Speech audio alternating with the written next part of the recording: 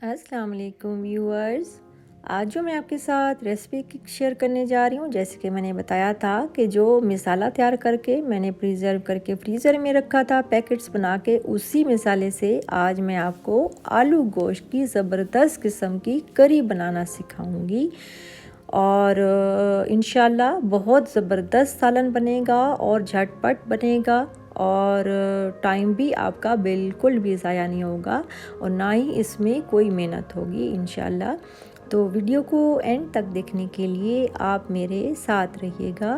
तो चलें अब हम स्टार्ट करते हैं।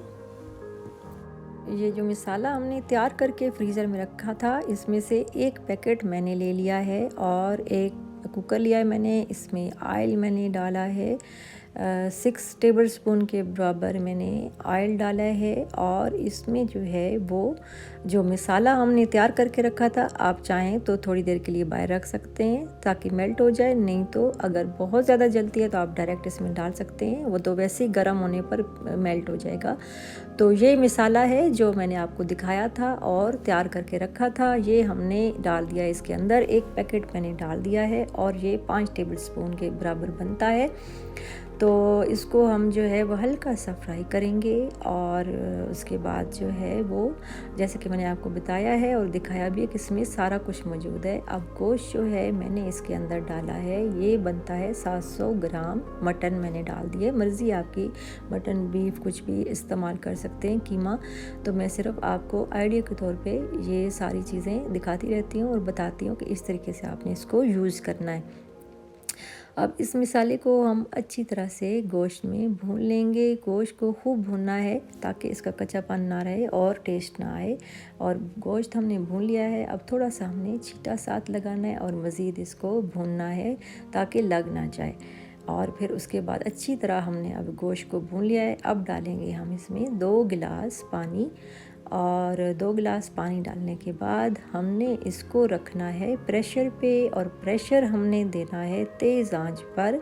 तकरीबन 6.5 मिनट या 7 मिनट के करीब हमने इसको देना है तेज़ आंच पर प्रेशर 2 गिलास पानी में। और फिर उसके बाद जो है प्रेशर से इसको उतार के हम चेक करेंगे और फिर जब गोश्त गल जाएगा तो मिसाला हमारा जो है वो ऑलरेडी भुना हुआ है, गोश्त भुना हुआ है और पानी भी बिल्कुल खुश्क हो गया है। और अब हमने डालना है इसमें आलू जो हैं 2 अदद दरमियाने साइज़ के मैंने आलू छिलका उतार के काट के रखे हुए हैं, वो मैंने इसके अंदर डाल दिए हैं।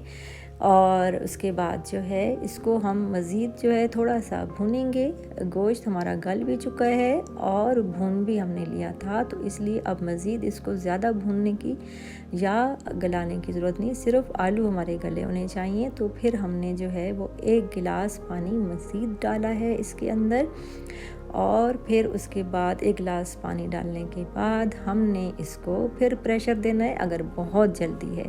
अगर जल्दी नहीं है तो आलू इसको इसी तरह ही बग़ैर प्रेशर के आप ढकना लगा के तो हल्की आंच पर रख सकते हैं, तो जल्दी वो भी गल जाएंगे। लेकिन बहुत जल्दी है आपको तो फिर आपने 1 गिलास पानी डाल के इसको आपने देना है प्रेशर 3 मिनट के लिए तेज़ आंच पर, तो आपके आलू गल जाएंगे। गोश्त ऑलरेडी हमारा गला हुआ है तो मज़ीद भी गल जाएगा।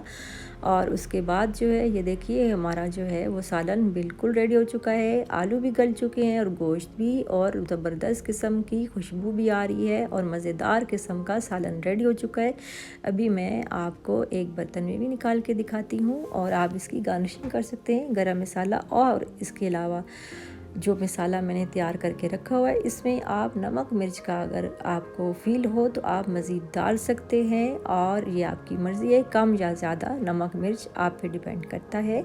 बाकी मैंने आपके सामने मिसाले उसमें जो मसाला तैयार किया था वो उसमें डाले हुए हैं, कम ज़्यादा आप चेक कर लीजिएगा और उसके मुताबिक डाल लेने हैं। तो ये हमारा सालन गोश्त तैयार हो चुका है। आप इसको एंजॉय करें, मज़े लें, इसको आप रोटी के साथ, नान के साथ और दोपहर के खाने में, लंच में, रात के खाने में आप इसको तैयार करें। इसको टोटल जो है वो तैयार करने में जो टाइम लगा है, यानी कि गोश्त और आलू को पकाने में जो टोटल जो टाइम लगा है वो लगे हैं 10 मिनट से भी कम लगे हैं, क्योंकि हमारा मसाला ऑलरेडी तैयार था तो इसलिए इतना टाइम नहीं लगना है।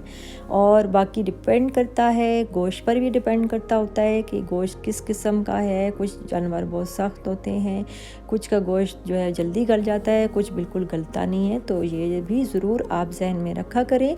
और क्योंकि मैं तो आपको एक्यूरेट मेजरमेंट और परफेक्ट जो है वो सारा कुछ जो है वो बताती हूँ, टाइम भी बताती हूँ और सारी जो इंग्रेडिएंट्स हैं वो भी परफेक्ट बताती हूँ। बाकी जो है वो डिपेंड करता है आप पे और आपकी चीज़ों पर। तो जो ना समझ आए वो ज़रूर पूछ लें, अपनी राय का इज़हार ज़रूर करें और वीडियो पसंद आए तो लाइक, शेयर और सब्सक्राइब भी लाजमी कर दें। और उसके अलावा बेल आइकन को लाजमी प्रेस कर दिया करें।